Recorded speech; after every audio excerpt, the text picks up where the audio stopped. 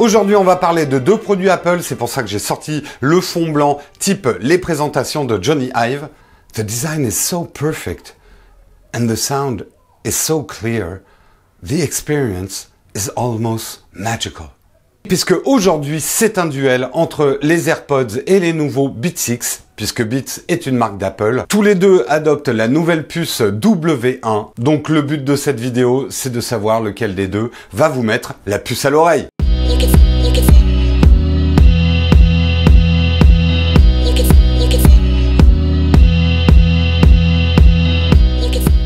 Les tout nouveaux Beats 6 et les AirPods d'Apple, c'est effectivement des écouteurs. Ils sont Bluetooth, mais avec l'apport de cette puce W1, c'est un petit peu plus quand même que des écouteurs Bluetooth traditionnels. On pourrait se dire, vu que c'est deux produits qui émanent d'Apple, que c'est bonnet blanc et blanc bonnet. Eh bien, pas du tout, parce que finalement, les deux offrent des designs et des voix complètement différentes à ce que sont des écouteurs sans fil. Et justement, en termes de design, si on commence avec les Beats 6, ils ont finalement, pour des écouteurs sans fil, beaucoup de fils. On les porte comme des écouteurs assez traditionnels. Il n'y a pas de fil, par contre, qui relie à votre smartphone, donc c'est vraiment du sans fil. Et au milieu, on a un espèce de plastique semi-rigide qu'ils appellent du FlexForm et qui permet, quand on les met autour du cou, de ne pas avoir une espèce de fil qui pendouille, une vieille nouille molle. Les deux écouteurs sont magnétisés et on peut les relier pour fermer le collier et ne pas risquer de les perdre ou que ça glisse de votre cou. Ça donne un look relativement classique, un look un petit peu sportif détente.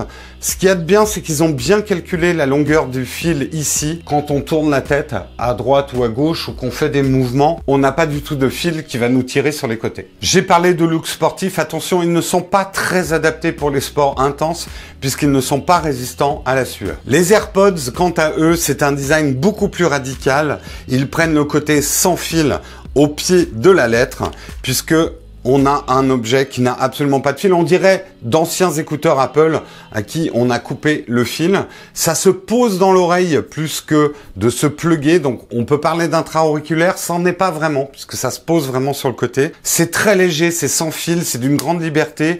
Vous pouvez en porter un sans porter l'autre. Il va le détecter. Après, question look, on aime ou on n'aime pas. Certains trouvent que ça fait vraiment ridicule. On dirait deux morceaux de coton-tige qui sortent des oreilles. Vous serez peut-être sujet à quelques moqueries de votre entourage, mais en même temps, vous les snoberez en disant que vous adoptez le dernier design à la mode. Au niveau des matériaux choisis sur le Beats 6, c'est le même plastique qu'on trouve sur les bracelets d'Apple Watch. C'est un plastique un peu velouté avec un contact un peu gras dans le bon sens du terme.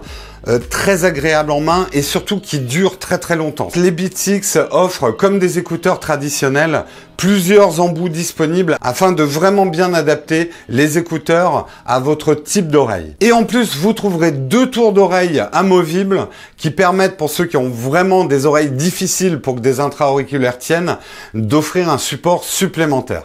C'est d'autant plus important que ce type d'intra-auriculaire, c'est vraiment la manière dont on les met dans les oreilles qui va déterminer beaucoup de la qualité du son en restitution. Pour les AirPods, pas de choix de forme, pas de choix de couleur d'ailleurs. C'est du plastique dur et lisse et c'est le même modèle pour tout le monde. Là où on gagne en design, on perd forcément pas mal en ergonomie et en confort. Et puis pour ceux dont cette forme ne tient pas dans les oreilles, deux choses à dire.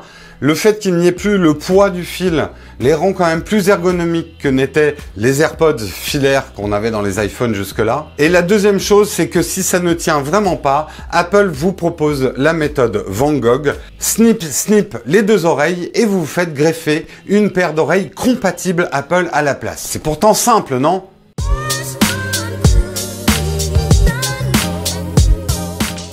Au niveau du contenant, là quand même, gros avantage aux AirPods, cette petite boîte qui permet à la fois de les porter et également de les recharger, qui est magnétisée. Du coup, les AirPods vont aller exactement dans leur emplacement. C'est un petit rituel qui est extrêmement classe. Par contre, il faut quand même être quelqu'un de soigneux. Ça impose une étape supplémentaire quand vous voulez ranger vos écouteurs dans votre poche. Au niveau des Beats 6, la petite housse en silicone fournie n'est pas pratique du tout. J'arrive pas à remettre correctement les écouteurs dedans. intéressant. Mais finalement, comme on les porte plutôt autour du cou comme un collier, on n'a pas tellement besoin d'un contenant vu qu'on les met rarement dans sa poche. Pour faire une conclusion sur le design, c'est vrai que les Beats X ont une approche beaucoup plus traditionnelle et votre entourage aura du mal à comprendre que vous avez des écouteurs sans fil, puisqu'il y a quand même beaucoup de fils pour du sans fil. Pour les AirPods, les amoureux du design y trouveront leur compte. On a un très bel objet, très bien pensé, fait pour les gens soigneux.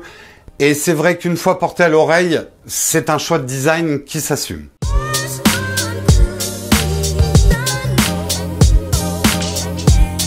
Pour ce type d'écouteur, la batterie, l'autonomie, c'est extrêmement important. Pour les AirPods, le système est assez bien pensé. Vous avez donc votre boîtier de fil dentaire que vous rechargez en Lightning. Celui-ci va offrir plusieurs charges à vos écouteurs qui, eux, individuellement, ont 5 heures d'autonomie. Donc, vous pouvez écouter pendant 5 heures. Ensuite, vous les remettez dans la boîte. Ça recharge et ainsi de suite. Vous pouvez avoir jusqu'à 24 heures d'autonomie. En les laissant 15 minutes dans leur boîte, vous gagnez 3 heures d'autonomie pour les écouteurs. Donc ça oblige quand même à une gymnastique et à des interruptions si par exemple vous êtes sur un vol pour l'Australie, mais ça devrait faire l'ensemble du vol si vous faites des petites siestes de 15 minutes entre chaque recharge. Pour les Beats X, c'est 8 heures d'autonomie et vous avez un système fast charge puisque si vous les branchez pendant 5 minutes, vous récupérez tout de suite 2 heures d'autonomie. Ça marche, j'ai testé pour vous. Ils sont livrés avec un petit câble Lightning et oui, ça c'est une nouveauté effectivement sur des écouteurs Beats. Ce qui est extrêmement pratique avec les deux modèles, c'est comme ils sont parfaitement appairés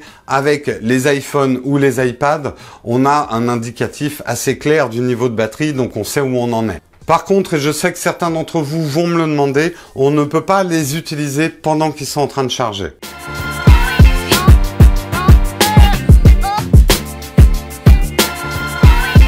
Passons maintenant à l'ergonomie. C'est vrai que l'appairage est vraiment super simple avec la puce W1 de chez Apple. Là, quand même, gros plus pour les AirPods, c'est super élégant. Vous levez le couvercle et bim, l'appareil est tout de suite appairé. Là, pour le coup, c'est presque un peu magique. Mais pour les Beats X, c'est pas très compliqué. Un appui long sur ce bouton-là et l'appairage se fait également tout seul. Ils sont reconnus par tous vos appareils iOS. C'est un peu moins simple si on fait ça avec de l'Android. Ça sera un appairage finalement Bluetooth traditionnel, classique. Donc, même si, surtout les Beats X, ça marche bien avec les Android, c'est quand même des produits qui sont plus faits pour des devices iOS. Au niveau des commandes et des boutons, là, quand même, gros avantage aux Beats X qui offre de manière traditionnelle le bouton de volume, le bouton de pause, double tap pour passer à la piste suivante, appui long pour appeler Siri. Donc, on n'a vraiment pas besoin de sortir son téléphone de la poche pour les utiliser.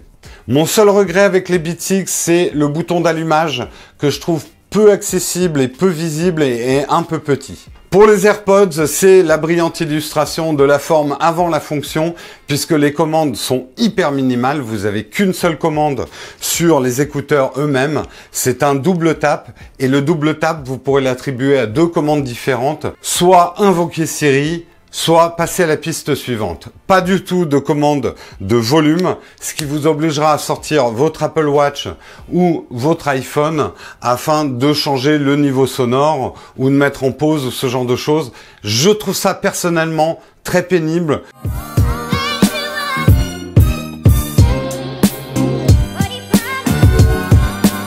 On a parlé de design, on a parlé d'ergonomie, on a parlé de batterie, mais bon Dieu, quand on achète des écouteurs, c'est pour parler de son. Explication un petit peu de ma méthodologie. Je ne suis pas du tout un ingénieur son, je ne suis pas un expert en écouteurs ou en casque, donc ma méthode n'est pas du tout scientifique, je ne vais pas vous donner de chiffres, je vais juste donner mes impressions. Pour ça, je vais mettre de deux titres, comme j'avais fait avec les écouteurs Meze. Vous trouverez les liens dans le texte de cette vidéo. Au niveau des AirPods, le son est pas mauvais, mais ça veut tout dire. Ça veut pas dire qu'il est bon non plus. En gros, on retrouve à peu près le son qu'on a avec les écouteurs à 30 € ou qui sont livrés avec les nouveaux iPhones. C'est un son assez sec, assez électrique, peu de grave, peu de chaleur, relativement précis, mais qui manque définitivement de puissance et de coffre, surtout quand on écoute à faible volume. Ça vient aussi du système des AirPods, puisqu'il laisse passer finalement beaucoup plus de bruit autour des écouteurs, il vous isole beaucoup moins, ce qui est plus prudent quand on marche dans la rue, mais qui détériore quand même notamment le rendu des basses. Si vous êtes dans un métro, un train, un avion, là où l'environnement sonore est désagréable, c'est vraiment pas des écouteurs que je vous recommande puisqu'ils vous isoleront très peu finalement du monde extérieur. La bonne surprise au niveau son, c'est les Beats X. Comme la plupart d'entre vous, j'ai des a priori sur la marque Beats.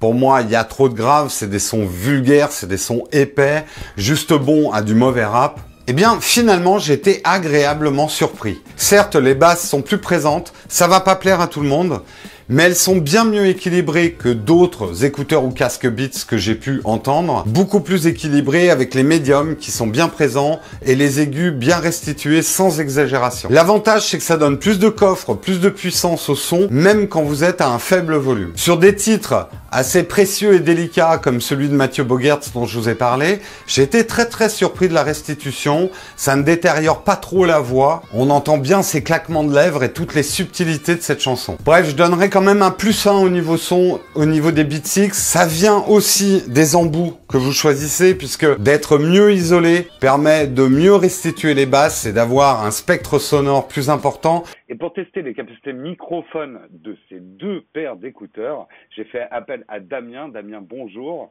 Damien qui m'a prêté les AirPods. Donc là, vous avez le son des Beats X. Attention, on enregistre sur Skype, donc il y a probablement une compression bien pourrie qui détériore le son, mais c'est plutôt pour vous donner une idée de l'isolation. Je suis dans une pièce qui fait un petit peu d'écho, mais pas trop. Donc voilà ce que vous avez avec le microphone des Beats X. Toi, Damien, tu as les AirPods depuis un peu plus longtemps. Qu'est-ce que tu penses au niveau du micro? Tu as passé des appels téléphoniques dans la rue et ce genre de choses? Donc moi, j'utilise régulièrement les AirPods dans la rue pour prendre le métro et donc souvent j'échange avec des personnes par téléphone et je trouve que c'est quand même plus confortable à utiliser que les anciens écouteurs avec le grand fil qui pendouille.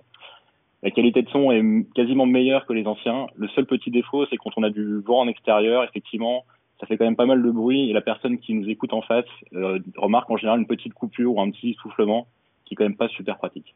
Bon, il faut mettre des pompons en fait sur les AirPods quand il y a du vent, c'est ça l'idée. Comme pour les petits micros pour que ça pendouille. Exactement. Allez, on continue le test. Voilà, j'ai fait le tour des deux appareils. C'est vrai que c'est un peu long pour un test d'écouteurs, mais c'est vrai que quand même, c'est des investissements de plus de 150 €. Donc le choix n'est pas anodin et ça méritait qu'on rentre un petit peu dans les détails. Au niveau prix, justement, il y a un écart quand même entre les deux. Les Beats X sont 30 € moins chers que les AirPods à l'heure où je vous parle. Et en plus, dans la boîte des Beats X, vous aurez une réduction de 3 mois offerts à Apple Music. Et en plus, si vous le lisez dans les petites lignes, si vous ne voulez pas profiter de ces 3 mois gratuits Apple Music, vous pouvez les convertir en 30 € sur l'Apple Store. Les AirPods sont vraiment à recommander à ceux qui sont fans de la marque Apple, qui aiment les partis pris design assez radicaux, quitte à perdre certaines fonctions. Et ce ne sont pas du tout des écouteurs pour des mélomanes. Les deux d'ailleurs ne sont pas faits pour les mélomanes. On parle d'écouteurs avec des fonctions sympas et un son suffisant, mais on peut pas parler de grands et de beaux sons. Les Beats X sont plus à recommander à ceux qui ont encore un petit peu de mal à perdre le fil, qui veulent quand même des écouteurs qui tiennent autour du cou, ils ont trop peur de perdre les embouts, et avec des fonctionnalités, notamment avec la télécommande qui est ici, d'écouteurs plus traditionnels. Ils sont plus faciles d'usage, beaucoup moins extrêmes. Une perte de liberté quand même par rapport aux AirPods, c'est que on a toujours quand même un fil avec ces écouteurs, mais on bénéficie quand même du fait que son smartphone, on peut le mettre n'importe où. Ces écouteurs-là marchent très bien, on est quand même un peu libre. Le son, à mon sens, est supérieur à ce qu'on obtient avec les AirPods, donc sans dire que c'est pour les mélomanes, c'est quand même de meilleurs écouteurs pour la restitution et notamment la puissance sonore.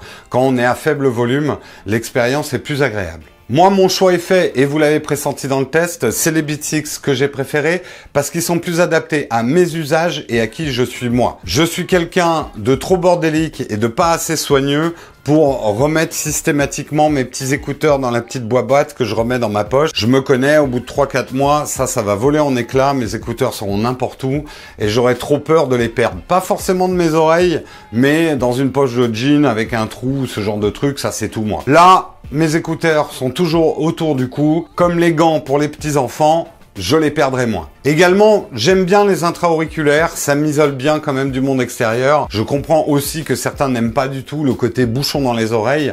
À ce moment-là, vous allez préférer les AirPods qui laissent circuler quand même l'air. Voilà pour ce test comparatif. Dites-moi ce que vous en pensez, si vous avez des Beats X ou des AirPods, ce que vous en pensez. Si vous n'avez pas encore acheté ni l'un ni l'autre de ces appareils, pourquoi et comment? Si vous avez mieux comme écouteur, n'hésitez pas à le partager dans les commentaires. Pour le reste, vous savez ce que vous devez faire pour nous soutenir. Je ne vous le dirai pas. Pensez également à nous soutenir sur Tipeee si vous voulez que la chaîne continue. Je voulais remercier énormément pour ce test Damien qui m'a prêté ses AirPods afin que je puisse faire un comparatif. Et sur ce, je vous retrouve très bientôt pour de nouvelles aventures. Pif paf, c'est fini.